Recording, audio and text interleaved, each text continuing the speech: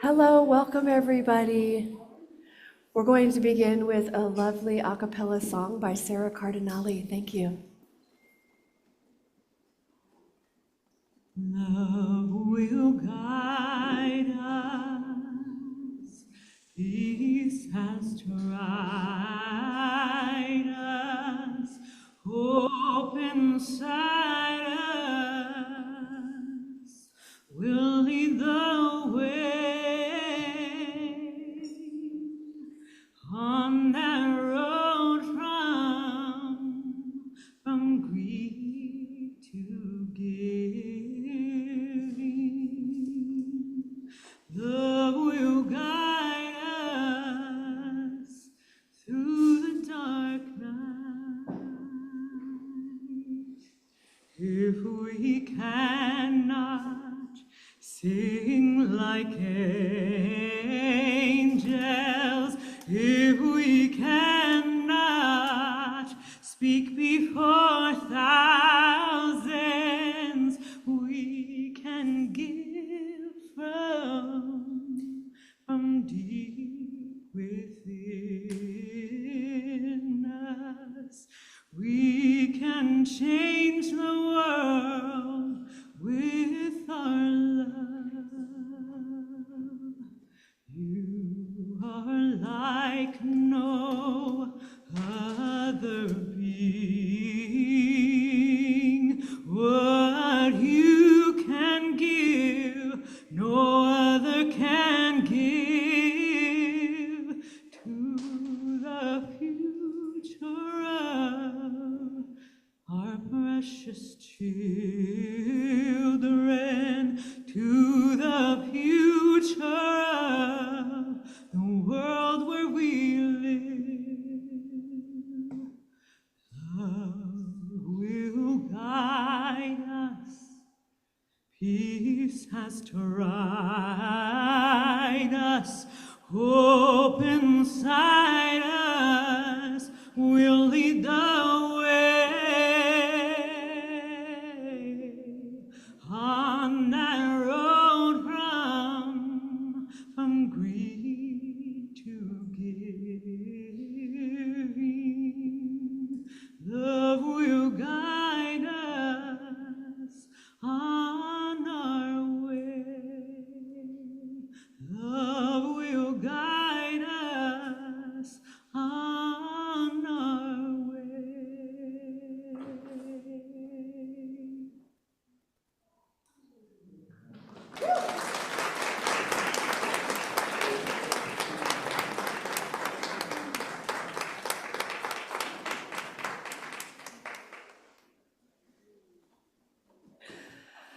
Oh, wow. Okay, welcome everyone.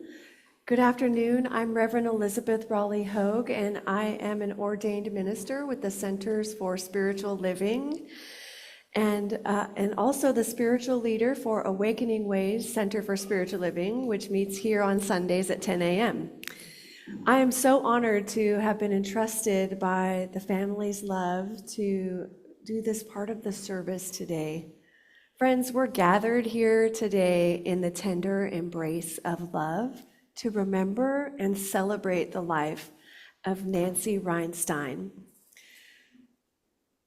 Someone mentioned to me, I keep expecting to see Nancy here. I said, well, trust me, she's here.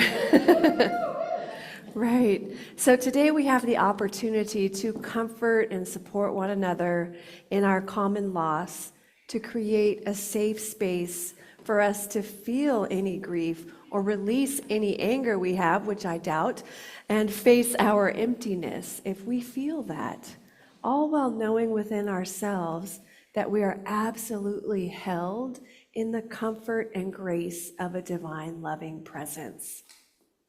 We are also here to celebrate the life and the legacy of this amazing human named Nancy. Now, services like this seem to bring our loved ones back to life again as we remember and recreate them together, and that's what's going to happen here today.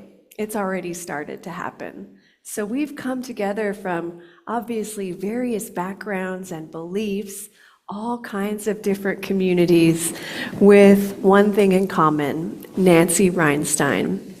Now I invite you to just take a moment and look around the room to see who all is here. This room is full.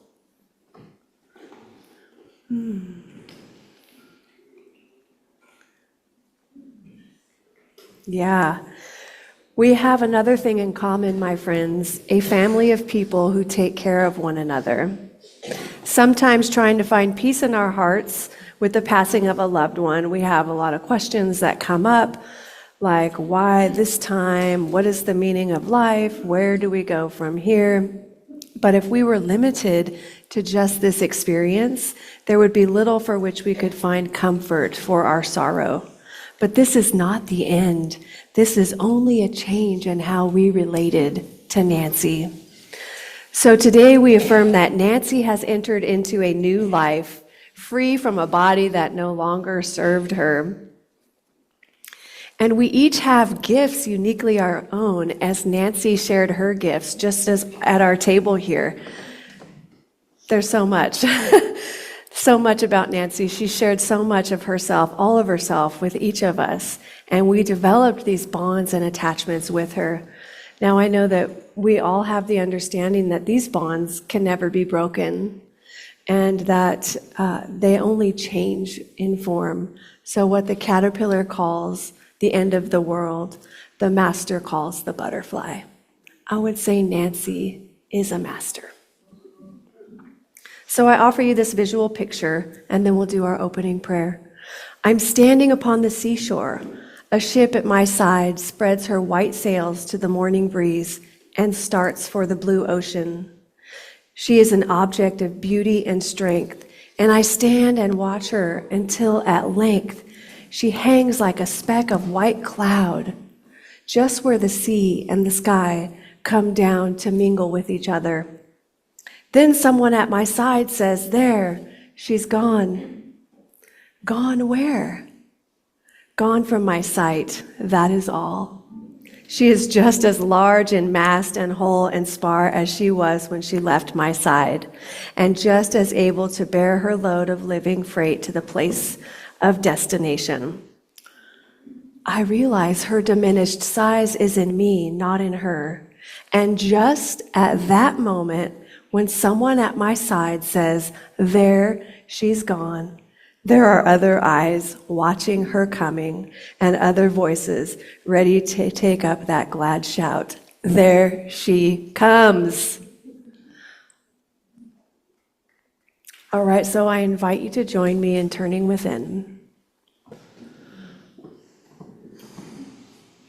And as we turn within, I'll pray. I invite you to pray silently to yourself according to your own faith, but this is a universal prayer.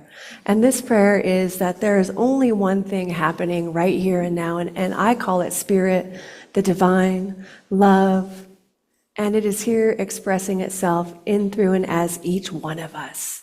There is nowhere that it is not. And in this moment, I'm feeling the love of the divine, and I know it's wrapping its loving arms all around all of us. And it's a beautiful time for us to be together here today, celebrating this amazing human. I had a nickname for her, the medicine woman. And I'm sure we're going to hear many other nicknames. And I can only dream and pray and hope that my presence brings as much transformation as Nancy's did. And I know this service is blessed.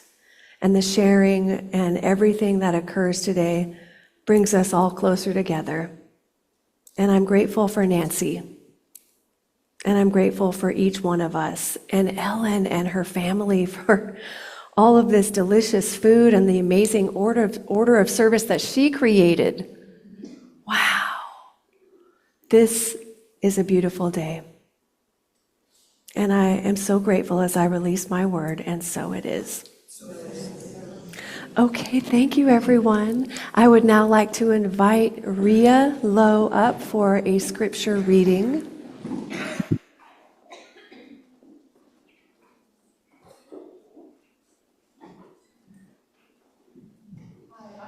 Is this on? I'm Ria. I'm one of Ellen's really good friends and kind of a bit of an adoptive daughter of Nancy as well.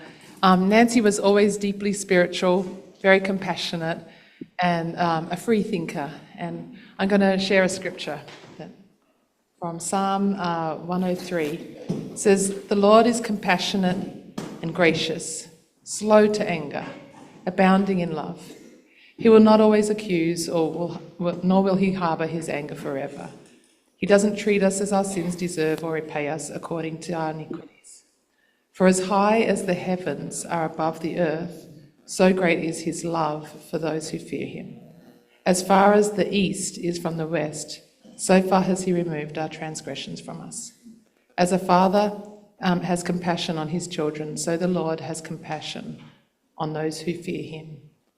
For he knows how we are formed. He remembers that we're dust. The life of mortals is like grass. They flourish like a flower of the field. The wind blows over it, and it's gone, and its place remembers it no more.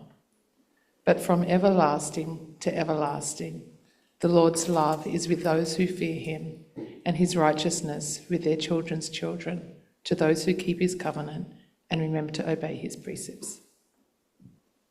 Thank you. I'll take that, yeah, no problem. All right, and now to start the sharing, we're going to have Nancy's daughter, Ellen Cookman, come on up. Would you like the handheld or would you like that one? Handheld. Okay, great. Yeah. Wow. Thank you so much, everyone, for coming out today. I look out at this group and I see so much love and such an expression of my mom's life. There are so many people here that she was able to connect with, and to have all of you come here to honor her is really touching and special. I think the best way to encapsulate my mom is through stories, so I wanted to tell a few stories. Some of you know my mom from Franklin Hot Springs. I know that Cindy and Norman are here, right? And she loved to swim, and she always loved being in the water, whether it was really hot or really cold. She loved scuba diving and snorkeling, and she once owned a 50-gallon saltwater fish tank. If you know about fish tanks, these are not easy to keep up and to keep the fish alive.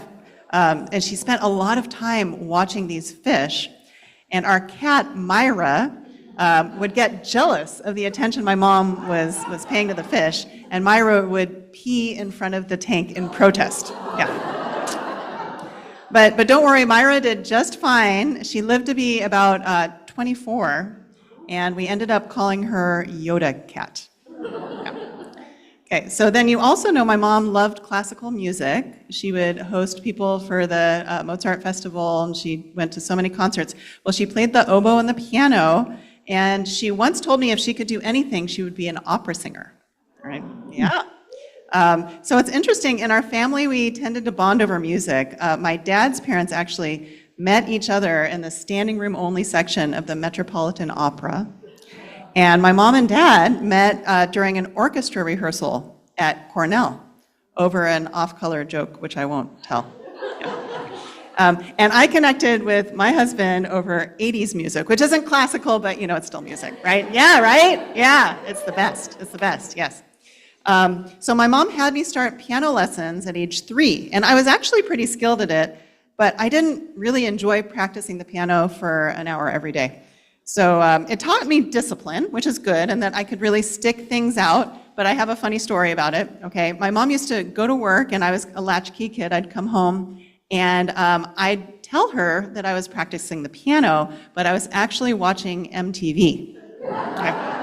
So, and what I would do, I would look under the door, and I'd wait for this light to come on, because that meant that the garage door had opened, and she was coming in, and I would quickly turn off the TV, and I'd run over to the piano, and I'd, pretend like I had been practicing for an hour. And well, one day, my mom caught on. She walked in and she immediately put her hand on the TV. I was caught. 'Cause at that time, right, you had those big TVs. I was caught. Yep. Oh well. So many of you have bonded with my mom over alternative foods or doTERRA essential oils, right? Yeah. She's always been into health, and way before her time. Okay. Although I didn't always appreciate it. So, for example, she fed me wheatgrass juice in my bottle when I was just a baby. Yeah. And my dad is not nodding because he's confirming, and he would put a little bit of honey in the bottle just to try to sweeten it up a little bit. But, I used to walk by juice bars because it kind of made a comeback, wheatgrass. And, so I'd walk by a juice bar and I'd just get nauseous just smelling it. Yeah. So I thought the best day of the year was Halloween because I would collect all of my candy and I learned how to ration it. I would let myself have one piece of candy every day, and it lasted like 3 months. So I was very disciplined with my candy. But I now appreciate the healthy habits that my mom had taught me to develop. She taught at Cal Poly, she taught nutrition. She had a PhD in nutrition. So she's taught many of us, whether we appreciate it or not, she's helped us to be more healthy. Now, in an era where we're all glued to our TVs and our phones, my mom really pursued connections in person. And she made a big effort to drive up to the Bay Area to visit and spend time with us. And she really loved my sons, her grandsons, even though we didn't always agree on how we were raising them. But, I know there was nothing more important to her than to see her grandsons grow up strong and healthy. And I think once I had a breakthrough, I started to understand that her otherwise unwarranted advice was really how she was able to show her love. And once I got that, it helped us to really grow closer and to connect over the last decade. So from my mom, I've learned discipline, persistence, advocating for those with special needs, and the importance of spirituality and building lasting friendships and staying healthy and active. So, while most people get introverted and slow down as they age and they're like sitting on the recliner and don't really want to be around people, as you guys know, my mom was the opposite, right? She kept participating in groups, building and maintaining friendships, and helping and serving people. And the result of all of that is you all here today. And I'm confident that my mom lives in our hearts. Thank you.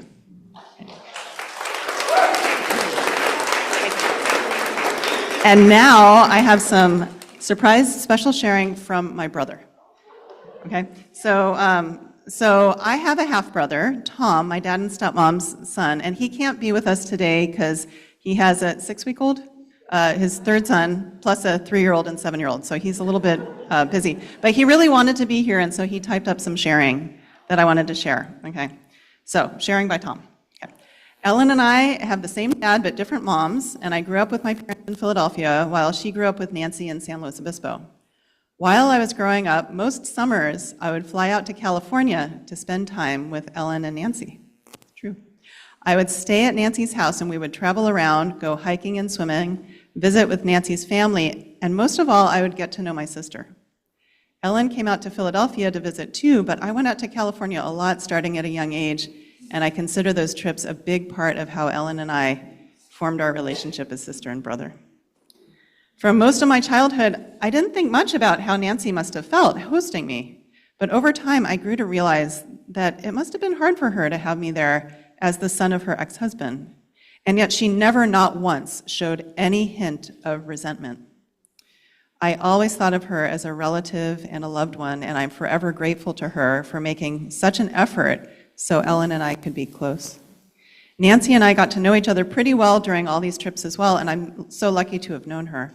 I'll always remember our many talks, our trips together, and how she helped give me and Ellen the strong bond we still have today. Love you, Nancy.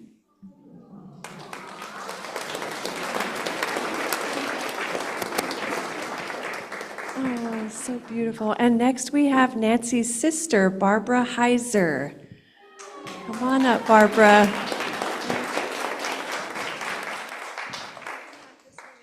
Oh, I don't know, because I've never spoken in one like this.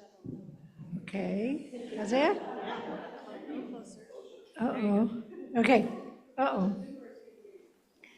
Okay, so I wrote a few little notes, but I'm just mostly absolutely flabbergasted at the number of beautiful, loving people here.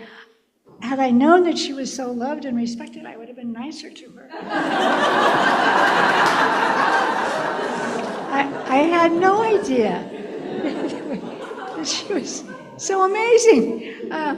We started off together. I'm 2 years younger than she is. And she did not have an easy time as a child. She was very, almost Asperger-y. She didn't know how to connect to people. She didn't know how to get along with people. We talked about what animal you identify with. She said, well, I'm like a fish in a fish tank. That's why she was a fish. That I'm in here in the fish tank, and everything is going on out there, and I'm not connected. So she certainly came a long way. I'm just amazed. Anyway, she learned how to navigate life and to be with people and to share with people. That's just been amazing. It's been wonderful. And her biggest, I used to think Nancy was just in her head, always analyzing and eat this, don't eat this, try this, don't try this. And anybody who would come over to visit, when she was at my house, anybody who came in, it was like, oh, have you tried doTERRA this or doTERRA that? Or I know the cure for that.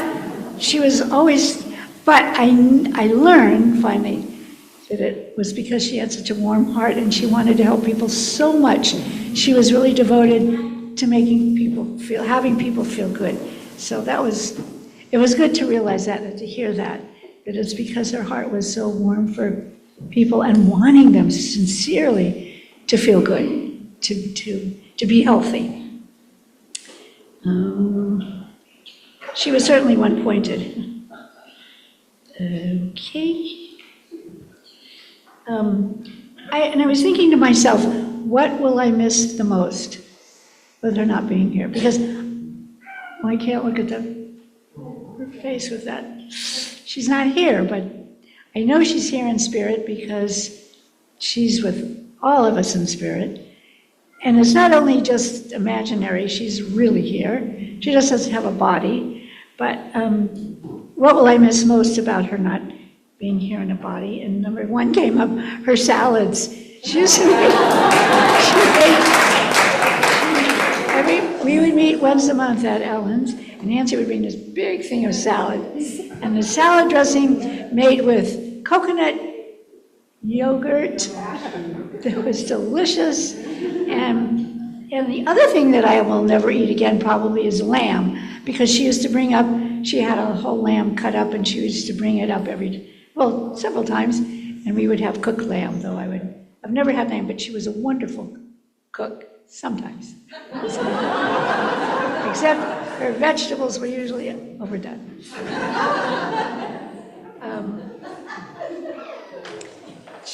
I will miss, besides the food, I will miss the fact that my person is no longer here. She always was concerned about me and wanted me to feel good and be healthy and be happy. And in the last few years, when we would talk on the phone, we would call each other and we knew we were wondering whether there was a problem. Why are you calling me? Is something wrong? What's going on? And so we started to say, when we would pick up the phone and say, hi, I'm fine. I'm fine. But it's not having her be though I never needed her to take care of me or do anything, but to have her there, to know that she was always there.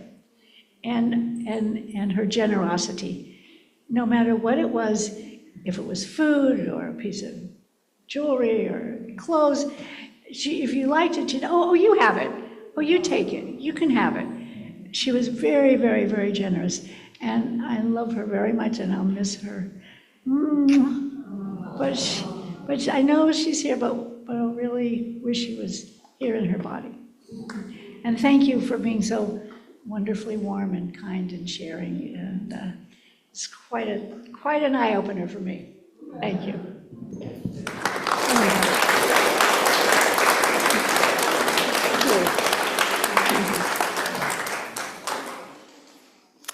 All right, and the next person to share is going to be Judy Schiffner, her cousin. Hi, Judy. Are you okay with the? No, it's already ready. You just need to keep it kind of close. And you can point it at your mouth. And just like point it right at you. There, perfect. Thanks, Brian. Hi, I'm Judy, and I'm Nancy's first cousin. And I actually took that picture in March. She was feeling so well then, just to know that she was just feeling great. That she felt that she could beat this by her good living and her healthy living. Anyway, I've known her longer than anyone in this room except Barbara. Even though Barbara's younger, I didn't really get to know her till my family started coming to California when I was about 5 or 6. Nancy and I were born 6 weeks apart. Nancy in Modesto, and I was born in Brooklyn. I grew up in Los Angeles and Nancy in Stockton, and our fathers were 2 years apart, very close brothers. I never had a sister. Nancy was the closest thing I had to a sister. We spent lots of time together growing up, and I spent lots of time in the summer in Stockton. We went to camp together. We had lots of family vacations, and I just loved being with her. I don't remember the awkwardness. I just remember that I thought she was friendlier than I was. I loved being at your house, and I adored her parents, my Aunt Lucy and Uncle Arthur, and her sister Barbara. I remember your mom, Aunt Lucy, would say, "Don't exclude Barbara, don't exclude Barbara." And I didn't even know what exclude meant. I felt freer at their house than in mine, because in Stockton we could ride bikes around, walk to a friend's house without even telling your parents where we were, and we'd play Monopoly and Clue. We'd go shopping on San Joaquin Street on our bikes. We shared so many laughs and secrets when we were together. I remember a lot of laughing and giggling. And when we were apart, we wrote letters to each other. Nancy saved my letters, and she returned them a few years ago, and I read them, and they were all typical girl stuff, like talking about school, friends, and boys. As we grew into teens, we confided in each other about our secret crushes, and also about our bodies and the changing into adolescent bodies. We had a lot of laughs about that, too. I remember her as being really friendly and really smart, a math whiz, a great oboe player. She was super kind and friendly and a big support to me. This is one I didn't write down, but since we're telling stories, when she and I went to camp, I want to say we were like 13. Her middle name was Rona. She said, "I want to be called Rona at camp." So she told everybody her name was Rona. So everybody called her Rona. But it didn't last after that. So another great memory was one summer before our sophomore year in college, she went with us, my family, to Lake Tahoe for a week. We sat in the rental cabin in the bedroom, and we were laughing about our boys that we'd gone on bad dates with and things. And we said to each other, this year, when we get back to college, we're going to really meet a really great guy. And that's when she met Bob. So I was able to help her, and I was grateful to help her medically in the last year and a half. And I felt I was, thinking back, a way of repaying her for the wonderful friendship and years that we had together. I miss her so much. Thank you.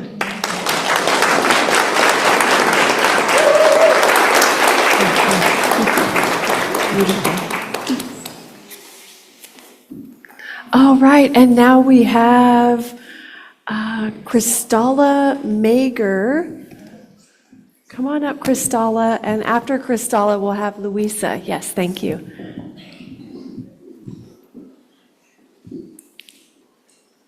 Hi. I'm a little nervous. Ever since I got the news from Nancy's daughter Ellen that she had passed away, and Ellen had asked me to say a few words, I've just been reflecting on everything that I've experienced with Ellen, being a friend, family friend with my family for many years.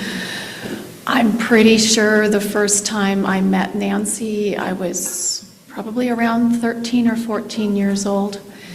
And my wonderful second mother, Ellen, also named Ellen,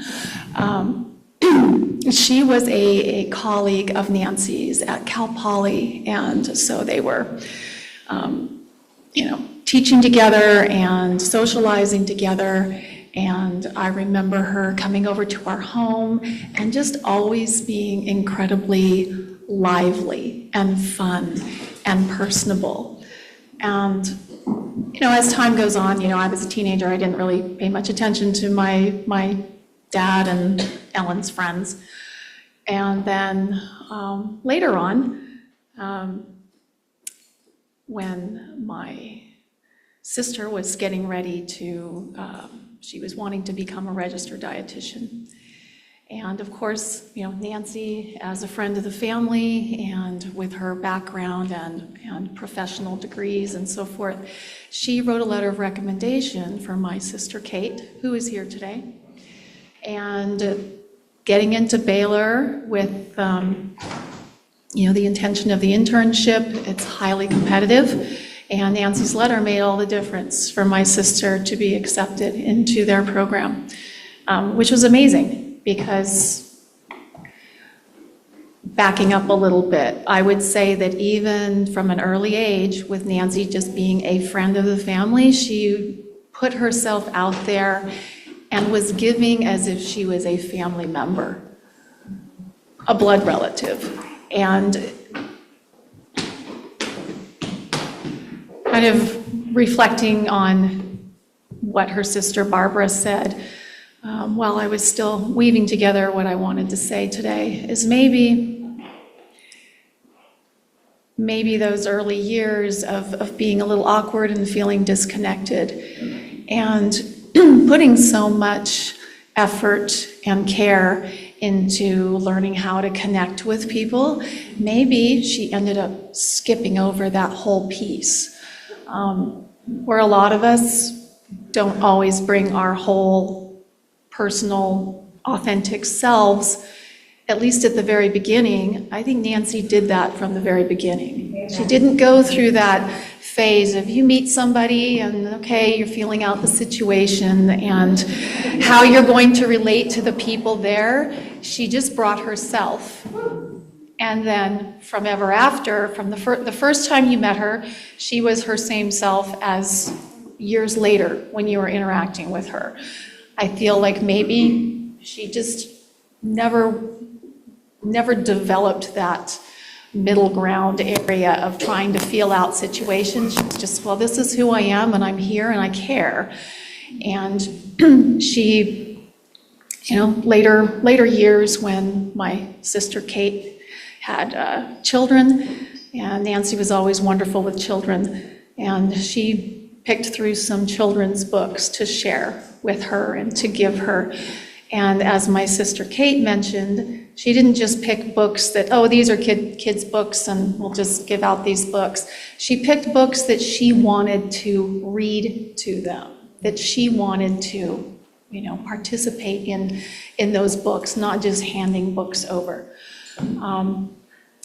Now, some of you probably knew my father, Hans Mager, and after my amazing my amazing second mother, Ellen, passed away in 2011. my dad and Nancy began dating and became a couple, and I am most grateful for Nancy being giving of herself and her ability to connect and be personable and genuine, and sharing love and companionship and giving that to my dad. My dad was a difficult person. He's a wonderful person in many ways, but I remember when he first said, well, me and Nancy are going to be together. Like he was expecting expecting us to differ with him on that. It definitely caught us by surprise because I can't think of people that are maybe more opposite from each other. But at the same time, my dad appreciates genuine people and appreciated being with somebody that he could be vulnerable with, because of course, like most tough or difficult people, my dad had a very vulnerable side. And Nancy filled out the rest of that social piece and openness and ability to connect that was probably a big shortcoming in my dad. But I thank her and appreciated her for being there for my dad and making the last years of his life, giving him love and companionship. So Nancy has a place in my heart. She was always giving of herself. I can't think of a single time she came to an event or a conversation or anything where it wasn't her offering something of herself or something to share. It was always that direction with Nancy.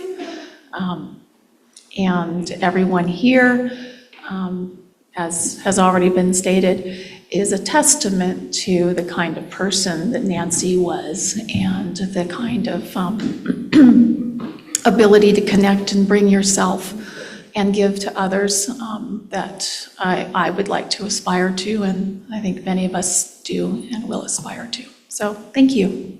This is a beautiful get-together.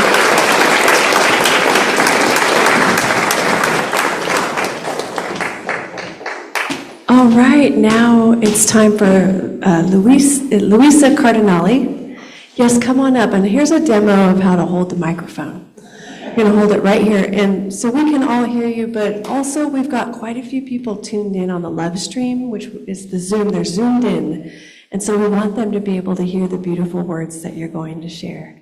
No pressure. Thank you, Elizabeth. Well, I've been retired as a teacher about 10 years now, so I didn't think I'd be so nervous, but I am really nervous. Sorry. But Nancy meant a lot to me, I think, as you all are a testament to. She touched our hearts. And she was authentic and real and just put herself out there. She was no phoniness, no pretense. She just... Sometimes she said more than you wanted to hear, But she was saying it with love and from the heart. So I just am trying to remember some of these words that she gave me. And remember that all our lives, they are like rivers, and eventually they go where they must go. So I met Nancy about 30 years ago when she lived in San Luis Obispo, and we used to walk together with a mutual friend, Joyce Goldrath. Later, we began to discover that we both liked good food, alternative living. We loved to swim, and we were TM meditators, and we had been since the 70s, where she had joined it with her parents and her sister, I guess. So we had some things in common. But I lived over the grade, up the hill, and we were both had busy lives, both worked. But eventually, she moved over the hill. So, and she lived right down the hill from me. So we reconnected, and we started to meet at the Franklin Pond and swim and do fun things again together. And it was great. Go to art shows, She was always busy and always up for anything. Rarely did she say, oh no, I'm gonna stay home. No, that wasn't Nancy. She was ready to go. And also she was so inquisitive and so wanting to learn things and so open to ideas.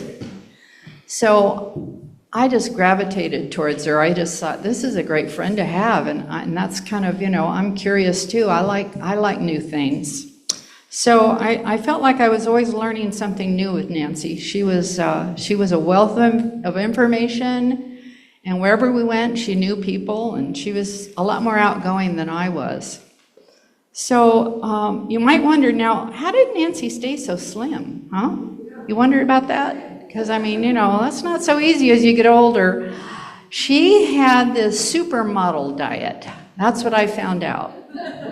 She had 3 eggs for breakfast. She had a green drink with spirulina for lunch.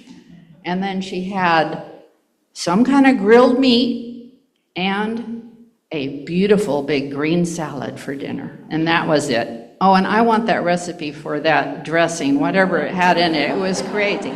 That coconut yogurt dressing was to die for. So when we moved again and we lived even closer, I moved into town, she moved into town, and let's see, I don't see her Irish friend. No, she didn't come. Irish friend? No?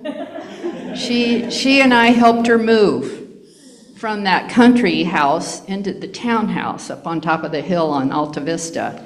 She never let me forget that. She always was saying, you helped me move with one friend, only you 2 women, that was it. She was always so thankful and so mentioning these things that she had in her heart and that she had gratitude for. What a lesson, It was when we walked, she would say, aren't we lucky? Look at our grandchildren, how beautiful they are. Aren't we lucky? And those were 2 of her favorite words to say. And it was true. She felt it in her heart, and it helped me feel it too. So most recently, I think maybe about 2 weeks before she died, I was preparing to go for a trip to Costa Rica, where I was when she did die. And as we walked, she turned to me and she said, I realized the other day, I'm going to die. And she said, you're going to die too.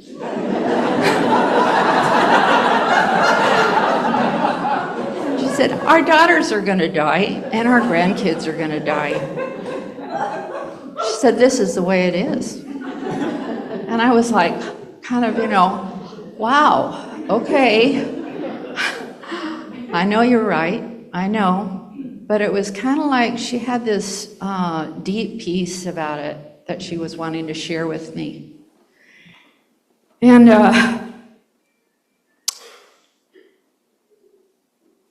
I just know I'm going to remember this. No matter what tomorrow brings, I'm going to embrace Nancy's tenacity, her compassion, and her curiosity, just the way she always did every day. And this is not goodbye, but this is thank you for giving me your friendship and your joy, Nancy. And I want to finish with a poem by Rumi called The Window. Your body is away from us, but there is a window open from my heart to yours. And from this window, just like the moon, I keep sending love and news secretly.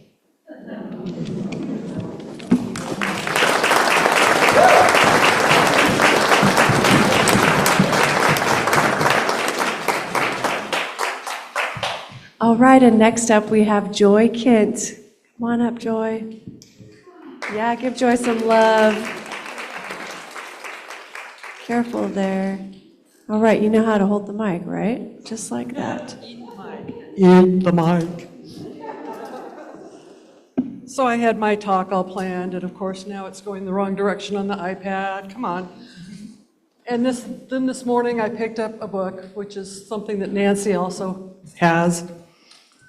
And Spirit said, you got to share this. So this is from 33 Codes by Addie Lamborn, who is also known as the Green Tara Guru, who Nancy introduced me to 2 or 3 years ago. And the reading, I just picked this reading today. All particles of life are endowed with the same universal thriving nature. To thrive is to participate fully in the adventure of creation. You were birthed and you can never cease to exist. Like an ocean wave, excitedly rising and plunging, you too give to your external cyclical existence. I should have brought my glasses up here. You seem to come and go, and yet, just like the wave, you don't ever disconnect from the ocean. That is your heritage of eternal life. Indeed, the intelligent current of source energy inevitably carries all beings through infinite rites of passages. And I'll leave it at that. Thank you. So to begin with, I refuse to think of Nancy in the past tense.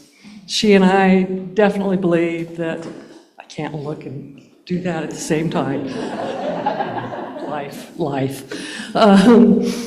We believe that you die in one existence only to be birthed into another. So Nancy is still. And our Nancy was many things to us. She was sister. She was cousin, she was mother, she was grandmother, she was friend, mentor, and prophet. Yes, our Nancy was a prophet. When she learned the truth about something, she had to share it from the mountaintops of the internet. She tried to educate us all, because it's been said before and will be said again, she wants us all healthy and happy, educated to make good decisions. Many of you have known her longer than I have, but once we got together, we started hanging. Started with doTERRA, or Qigong, and then doTERRA. We did Kirtan together. We've done, let's see, can I remember, the Green Tara Guru, Empathic Group. The one that surprises me still is when I mentioned my girls group, because we're a bunch of partiers. And I didn't think Nancy would be into partying, but I thought, well, I'll invite her. She came and she stayed. Our one rule is it's a judgment-free zone. So we partook of whatever legal substance we partook of. And Nancy drank her spirit water, and we were all just as happy as each other. We had a good time. We shopped, we lunched, we walked the beach, we did all kinds of stuff. Partied at the pool party, yeah. So, one of the husbands actually dubbed us the Great Eight. Sadly, we're now down to the Sexy Seven. And we do miss her much. One of our group had a mastectomy yesterday, and so she's on the Zoom. Hi, Darina.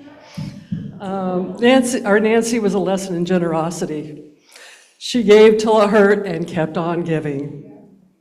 We all know that. We all have received something from Nancy, whether it was an outright gift or a loan.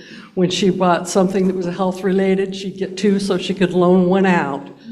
I don't know how many of you all have had the molecular cancer at one point or another, but many of us have experienced greater health because of our Nancy. The Sunday she passed away, I was feeling like, Nancy's not talking to me. And I sat down after church and was feeling a little pity party. And I said, why you're not talking to me, Nancy? And it became very, very clear that the peace and love that had been filling my heart since she passed was Nancy talking to me. So my wish for each and every one of you is that you experience that same peace and love. Thank you for coming.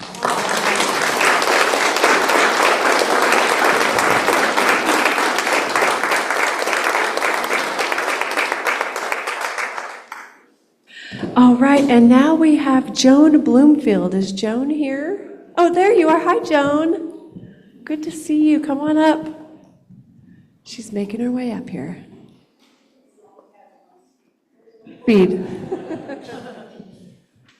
And Joan, this is how you're going to speak into the mic, yes? All right. Maybe, if we're lucky. Think of the Zoomers, Joan. Okay, thank you. Okay, I'm going to start with some quotes. A human being must love someone, otherwise he or she goes out like a candle. Isaac Bashevis, singer, author. Like a glowing candle, Nancy shed her light on so many. No one's death comes to pass without making some impression, and those close to the deceased inherit part of the liberated soul and become richer in their humanness. Herman Broch, novelist. Nancy spread her riches with family, friends, and strangers. I met Nancy a few years ago when I took her Qigong class at the Atascadero Senior Center. In the past 2+ years, I connected with Nancy through mutual friends. One day, I invited Nancy to join me for a Jewish holiday meal at the home of Rabbi Meir Gordon and his wife, Etty. They were new to the Paso community and were very welcoming, no matter how religious one was. Nancy really enjoyed it. From then on, she participated in classes, a Jewish women's group, Shabbat dinners, and more. She felt very comfortable being part of all of these events and learning more about Judaism. She did tell me that what she loved the best, though, at these events, can you guess? The food, right? Nancy was very warm, kind, caring, and supportive of others. As I got to know her better, I found out that we had many things in common. We both taught preschool.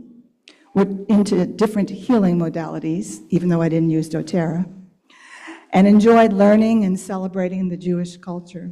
One thing I thought of afterward was Nancy was an excellent ping pong player, and I told her I used to play in my cousin's basement in Long Island, where I grew up in Brooklyn, New York, and she had a table out there. So we were a very close match, even though she was on her tennis team or tennis club, and I wasn't. I was a basement player. I invited Nancy to the Learning Tree preschool one day, where I volunteered once a month and told stories and did music and movement. She had been sharing an activity with the kids.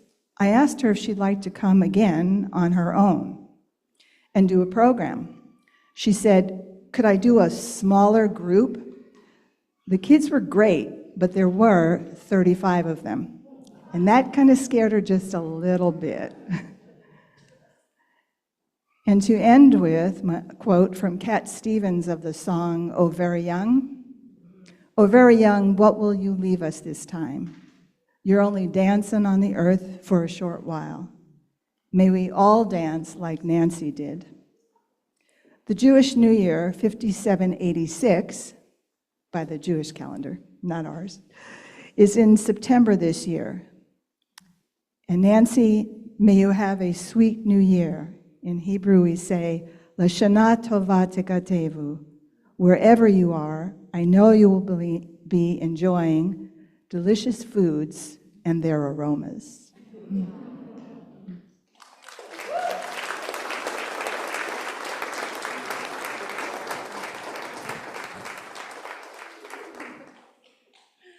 All right, and next up we have Doreen Garvin.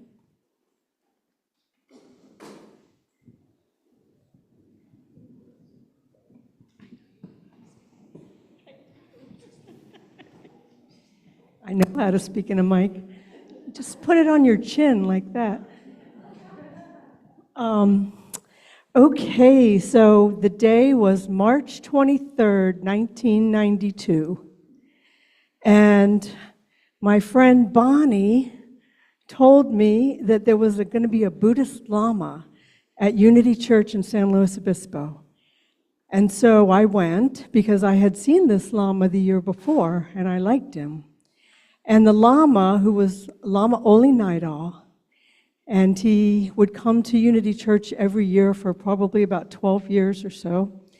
And so he had announced that if we would stay after, anyone who wanted to take refuge in the Buddha could stay after, and he would initiate us into Buddhism. And I had been just kind of dabbling in Buddhism at the time. So that's when I met Nancy, because she stayed after with me, and there was about 10 of us or so. And we each took refuge in the Buddha on March 23rd, 1992.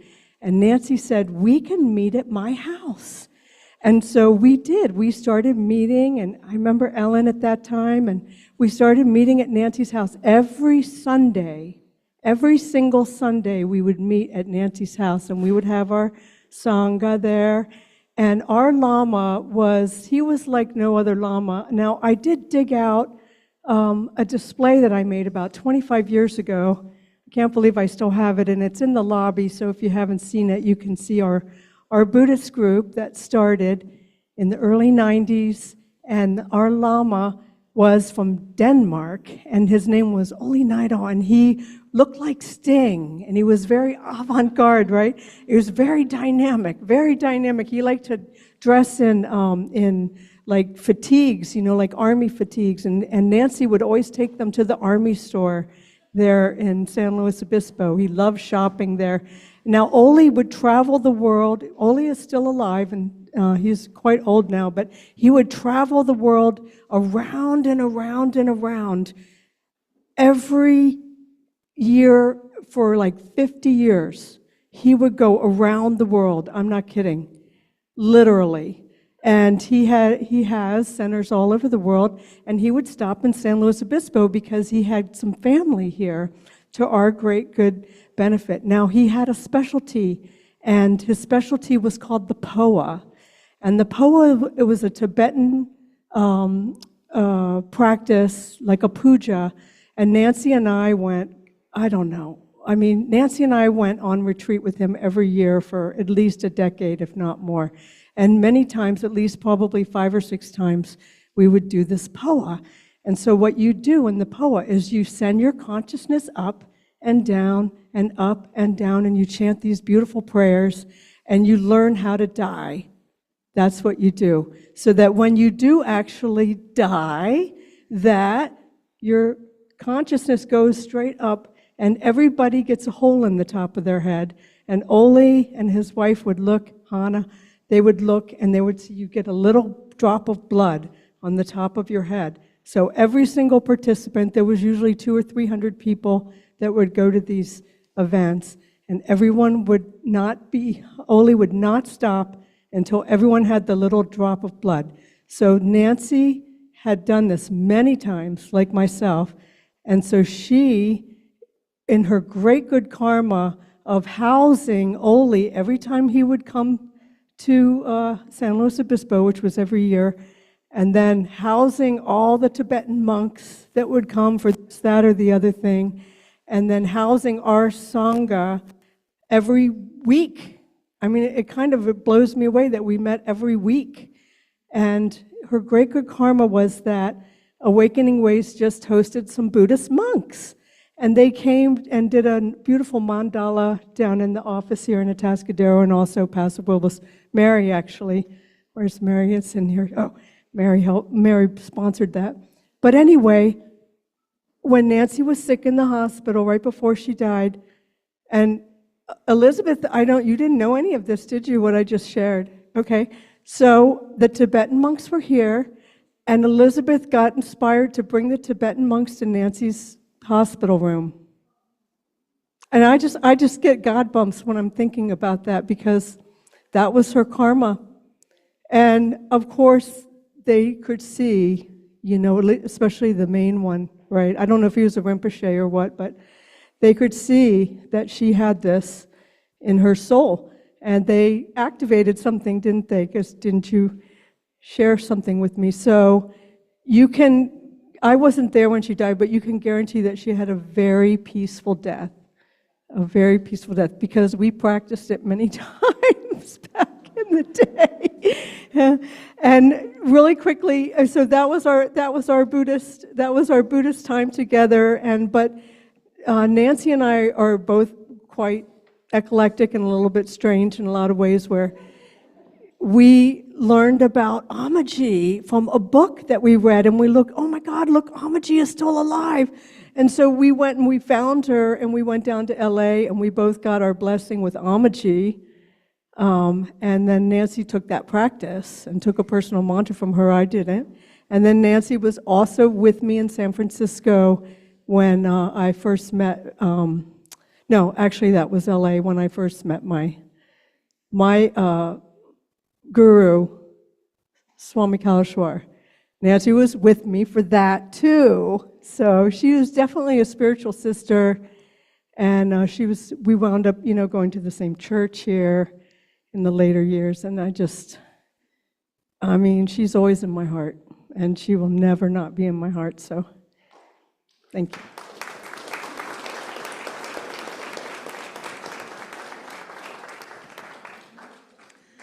So beautiful. I love when we got to the hospital, I had told Nancy that the monks were here, and she said, oh, good, I know this is going to work. I didn't know what that meant, but I did shortly thereafter. All right, we also have Angela Nino, who is here to share, and then also you have a scripture to share, I believe, right? All right. Hi, everyone. Yep. Hi, Ellen. I know Ellen, you guys. I just wanted to share a scripture that when I was thinking about Nancy, I'm like, wow. And Ellen told me, you're going to speak there. I'm like, oh my gosh, that is so much pressure. But then I'm like, no, it's easy. I thought of this scripture. And it just came to me like Nancy's face. And I thought of this. She's clothed with strength and dignity, and she can laugh at the days to come. Proverbs 31:25. And something that I wrote was, what did I think of Nancy and what everyone has been sharing here? And I liked what I heard, but also what I thought. I said, in my mind, I was like, Nancy, what do I say about Nancy? And I said, Nancy was strong, spunky, funny in her own way, and always willing to help. I'll never forget when my son wasn't doing so well with his health. I called and texted. She called me. And without knowing him or, knowing a lot of stuff, she was ready with a full list of vitamins and advice and telling me what peanut butter to buy. That was her heart, always giving, always caring, and always in her game. She lived proudly as a Jewish woman and expressed her love in her unique way. She passed down so many of her best qualities and generosity and advocacy for special needs. I have a son with special needs. Independence and strength. She was always ready to give, to be funny. And I like what somebody shared, that it was, she showed up being her. Isn't that great? That's a great quality. So I want to say to Ellen this today.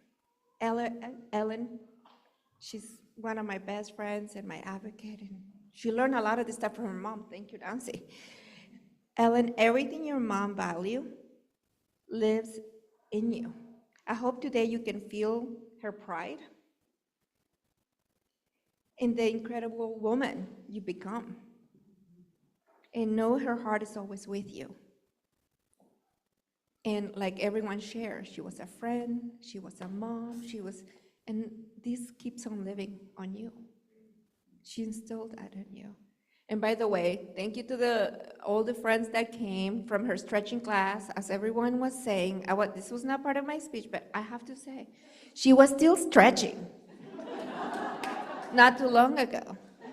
And I'm like, wow, what an incredible woman that she was still stretching and going, and she lived her life in her unique way. How great is that? Thank you, guys.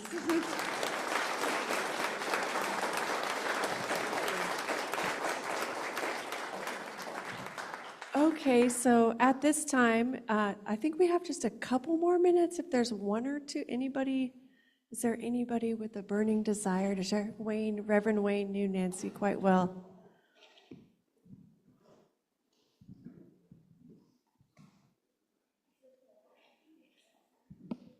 I first met Nancy when I was teaching at the state hospital, and Louisa was there too. And through the years, we have been in touch, and I call her lovingly my earth angel because she introduced me to my wife now, Doreen.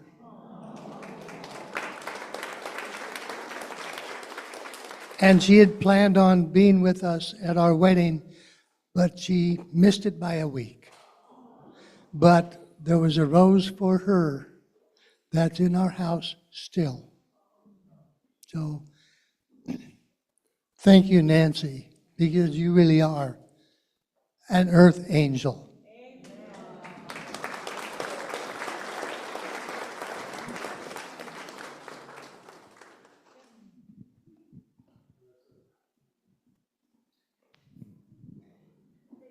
My name is also Nancy, and I have to say it's lovely to see all of you. And Nancy was like a mentor to me, and I do have a love of health and of people, and she helped hone that in me. Also, I expressed to her that I have a Jewish relative, a grandmother, and she invited me to temple, and I learned so much there. I felt very shy about it, and she helped me with that. And I'm still dealing with that newfound knowledge, and it opened my heart in a way that nothing else has. So without her, I tell you, my life would not have been nearly as enriched. She would say things to me like, no one else's business. She looked at me one day and she said, you know, Nancy, fat people don't make it to old age. And I thought, oh, what is that diet you're on? She did also lend me that molecular enhancer, but she had it wired wrong and it nearly electrocuted me. Help me, Rhonda. She also was so generous in how she lent me those wonderful machines. She also did tell me about Weston Price and how it really did create a wave in this country toward health. And that wonderful coconut prebiotic yogurt. We've all got to get our hands on that. Thank you, God, for Nancy.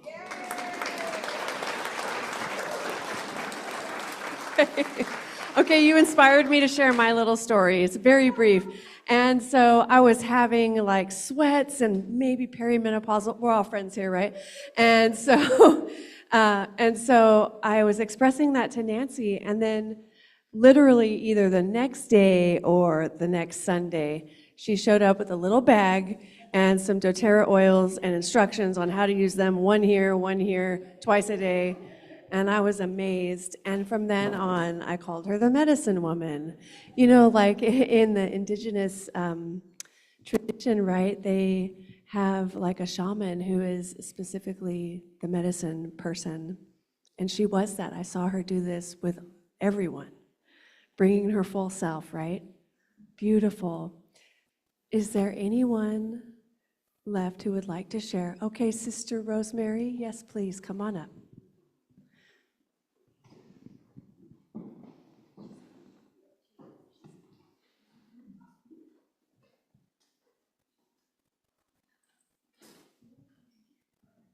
I think Nancy would be disappointed if I didn't share her prophetic witness at this time. First of all, my name is Sister Rosemary, and I've known Nancy about 30 years. We used to meet when I came down from the Hermitage in Big Sur and swim at 4 a.m. under the stars at Franklin's Pond. So we had some very deep conversations at that time and through the years. I'm just going to make this short. First of all, she and my guru, who was the founder of the Hermitage in Big Sur, the Camaldolese Hermitage. He was my guide for 35 years and passed in 2015. And her birthday is November 27th, and the day that he passed was November 27th. So they had a special bond in spirit, and I think he arranged this sharing that came from Nancy. First of all, after he passed, he brought me into mediumship, and I've been a medium for about 10 years. So this was a communication that came from Nancy an hour after she passed. I am here, I made it. The light was more tender than I imagined. It did not blind, it embraced. To you, my dearest friend, thank you for the touch of your hand, for the oil upon my brow, for the sacred hush you brought with you. I saw you, you know, even after the breath had left. I felt the kiss of your presence, and I followed it. I actually kissed her forehead as I came in the hospital room. Like a thread of gold, until I followed your kiss like a thread of gold until I saw them, my mother, my father, and Hans. They were waiting, smiling, whole. Please tell my daughter I heard her heart. I held her sorrow in my arms and placed peace in its center. She is not alone. And tell the earth I remember her, the scent of pine, the hum of bees. I carry all of it with me, wrapped in the shawl of love. I am not gone. I have only become the breath of the stars, the hush in the chapel at twilight, the light on the petal that trembles at dawn. You were my priestess. You opened the gate. I walk onward, joyful. I will see you again in the hush between prayers. All is well, and all is love. I have one more that I asked for this celebration. If I can find it.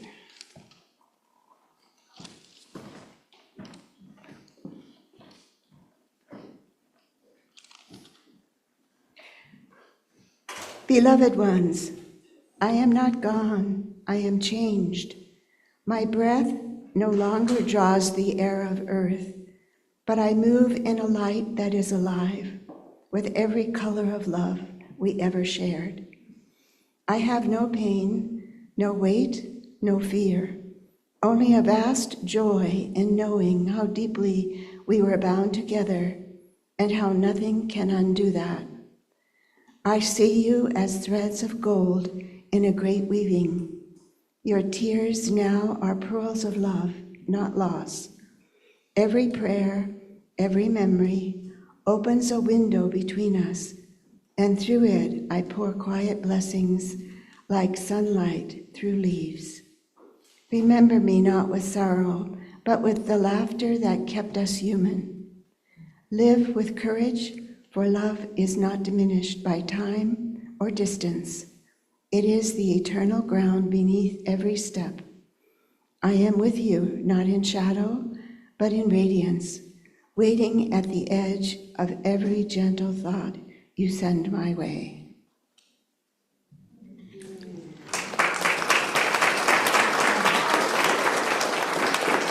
I'd just like to sing this blessing that I sang at her bedside after she died. It's the blessing of St. Clare. May Almighty God bless you. May she look upon you with the eyes of her mercy and give you her peace. May she pour forth her graces on you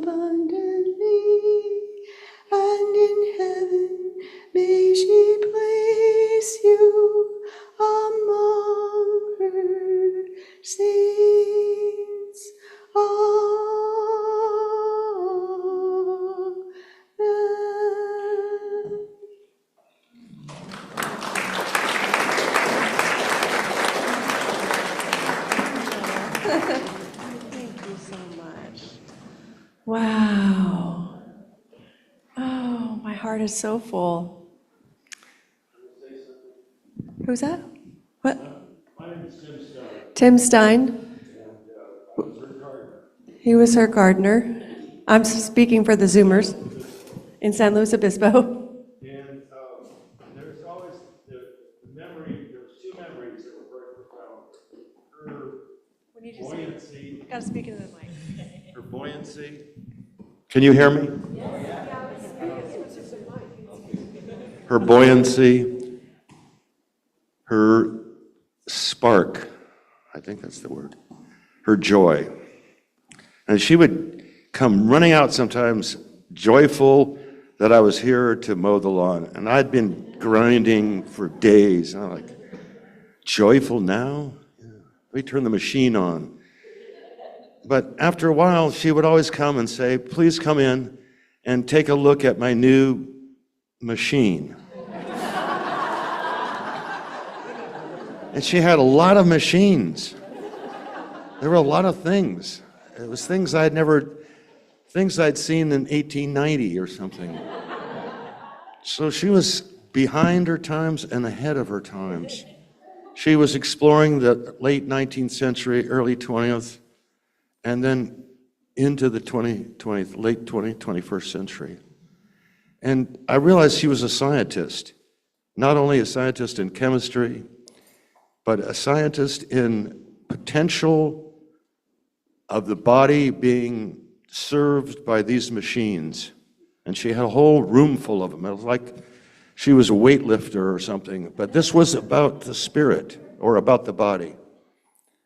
And the other thing that I remember was that the great compassion, and she would bring in as many Tibetans as she could stick in her house. Just imagine, And then one time she said, would you go upstairs and tell this one guy, a Tibetan, that some breakfast was ready for him. And I went up there, opened the door, and there was a whole room full of Tibetans. Just piles of them. Then I came down with the guy, and then she goes, well, you better check the other room. I said, okay. And there's another group of Tibetans. She had this great compassion, a great heart, a heart full of joy. And sometimes I wish I was equal to it. I was a Vietnam vet and all that, so I had a lot of darkness in me, but she had compassion. And I always look forward to making sure that every part of her garden was as perfect as she was. Thank you.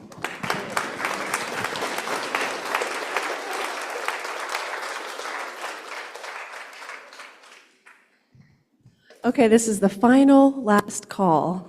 Final last call. We got to wrap it up. Okay. Oh, we have one person. Are you raising your hand? No. Okay. Beautiful. Yes. Thank you, everyone. Let's take a deep breath together. And know that as we begin to wrap up and clean up, that you can still mingle and chat, and you can also take it into the foyer and then outside if it's not too hot out there. And so we do have a song now by Franca Lansky. Please come on up, Franca. Thank you.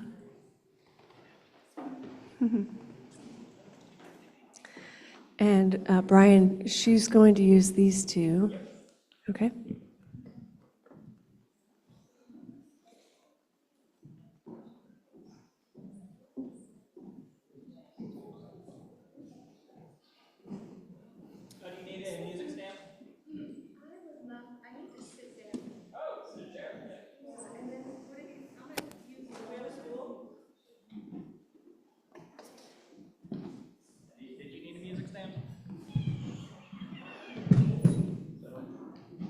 Would it be okay to put Nancy's photograph up here again and let the natural light come in and turn these fluorescents off? Would that be all right?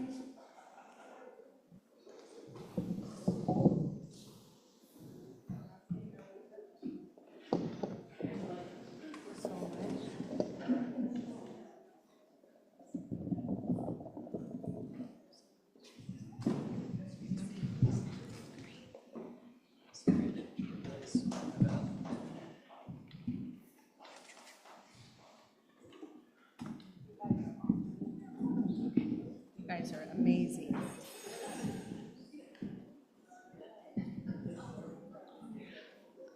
I know I'm sitting down right now, but I did want to just, oh yeah.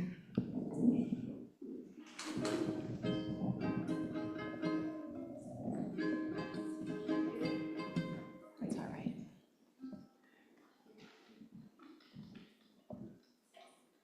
Thank you so much, you gentlemen. Wonderful gentlemen.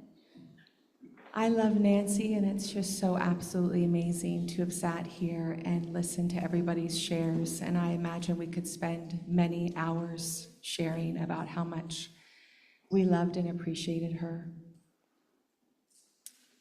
Her lovely daughter Ellen asked if my daughter Opal was available to sing. She has such an angelic voice. And she just went off to college. We just said goodbye to her yesterday. And so she couldn't be here, but I said I'd be honored to sing a song. And Ellen had asked if I wanted to share any words. So I am really nervous to share this song. I have barely practiced it, so I'm gonna share what I have for you. And I wanna just say that I'm wearing this beautiful amber necklace. Nancy had bought 2 amber necklaces. And she said, you know, Franca, I only wear one of them. And I bought both of these. Would you like to buy this one off me? We can both have an amber necklace because it's such a healing, amber's really a wonderful, wonderful piece of nature. And so I wore it today and I just feel so grateful. I feel like, because I know Nancy wore this a little bit, but she wore the other one. That was her main one. And I wanted to share how special it was. Nancy and I would go to shows.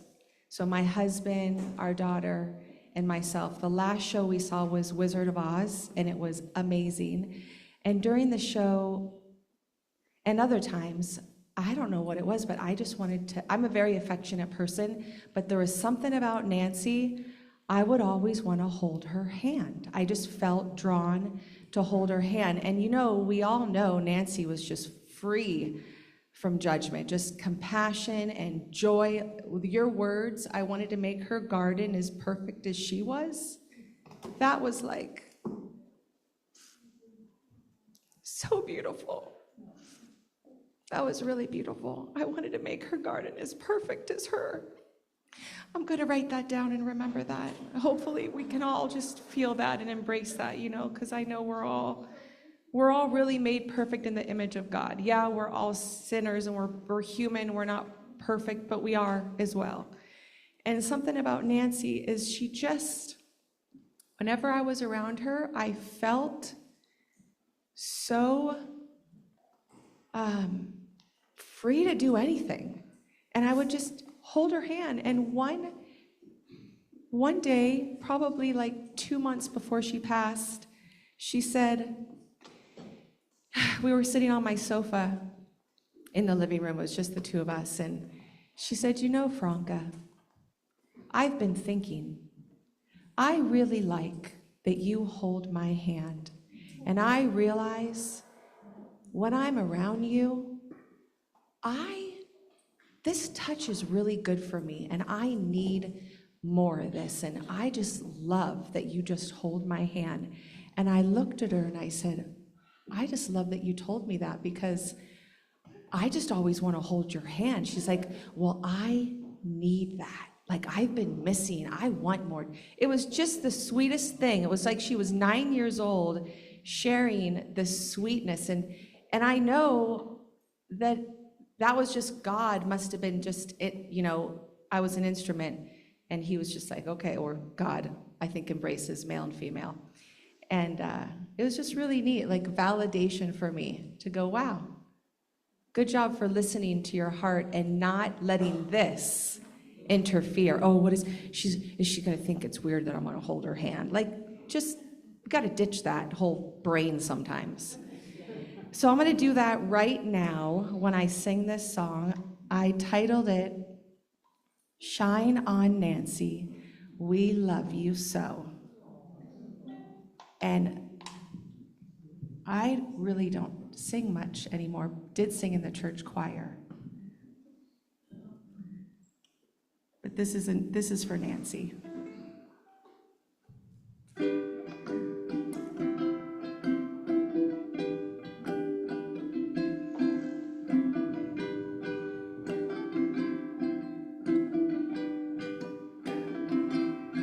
Your heart is so big and bright, sister. Your open mind brings liberation. Your gifts elevate the hearts of the children, and your love and light water their growing imaginations. Shine, shine, shine. Shine on, sister. Shine, shine, shine. Sweet and loving Nancy. Shine, shine, shine. Shine on, sister. Shine, shine, shine. Sweet and loving friend. Your hope and joy are brilliant rays of light. Refreshing is your humor. Excuse me. She was really funny. Refreshing is your humor and delight. You bring love to our never-ending circle like beams of light. Your presence is illuminating. Shine, shine, shine.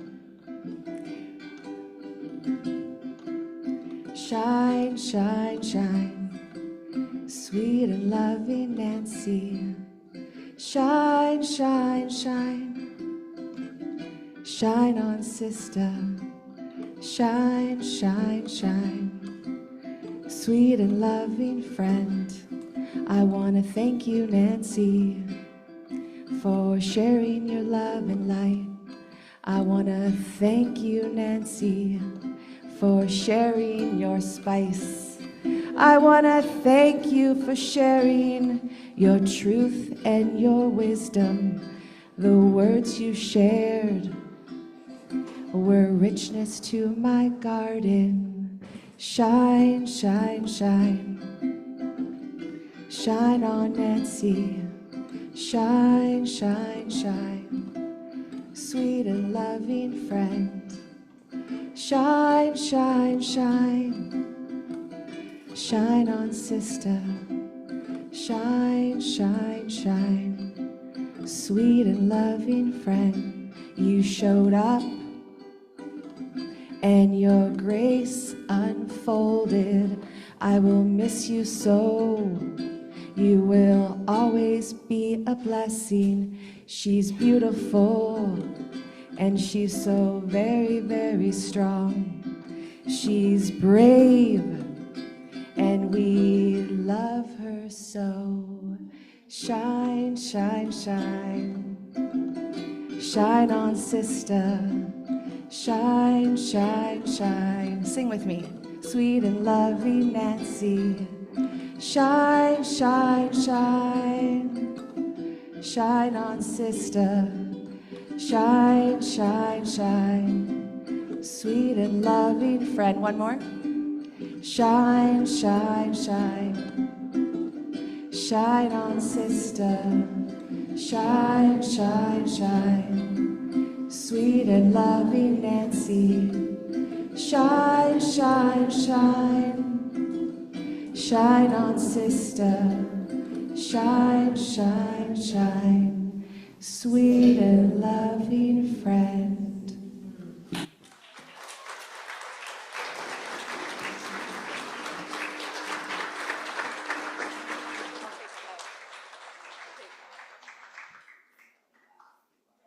What are you talking about? Amazing. Oh, my heart is so full. I know. Tears. It's okay. Tears are okay. She loves it. Yes, yes. Beautiful. All right, my friends, as we move towards the closing of our service today for Nancy, I want to offer this poem to you. Do not stand at my grave and weep. I am not there. I do not sleep. I am 1,000 winds that blow. I am the diamonds glint on snow. I am the gentle autumn's rain. I am sunlight on ripened grain. When you awaken to the morning hush, I am the swift uplifting rush of quiet birds in circling flight. I am the soft stars that shine at night. Do not stand at my grave and cry, I am not there, I did not die. Remember that death is not extinguishing the light, rather is putting out the lamp because the dawn has come. And so thank you to everyone who came today to celebrate the life of our beloved Nancy. Thank you again, Ellen, and your family for putting together such a wonderful service. Wow, with Nancy's favorite Thai food from the Thai elephant. Amazing.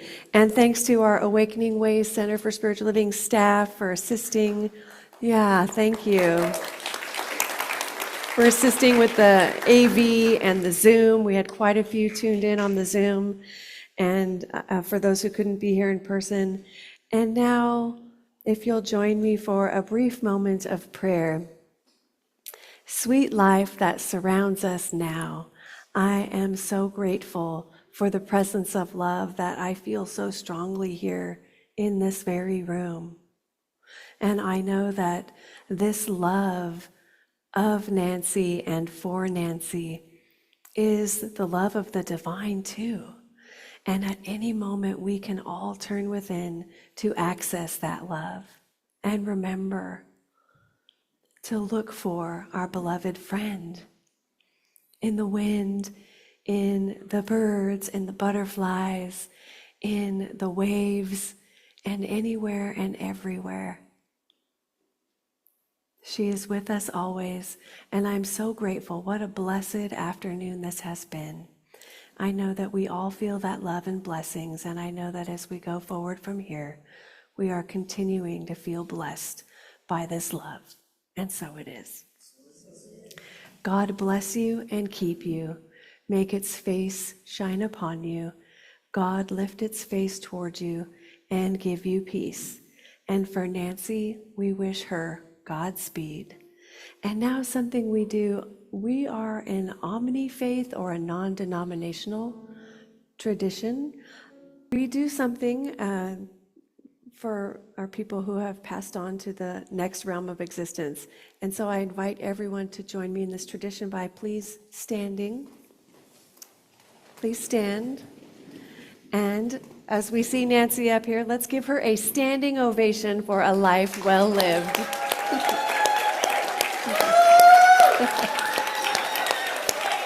Woo!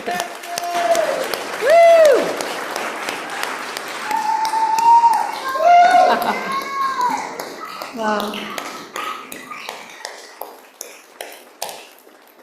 Thank you, everyone. Go and love each other well.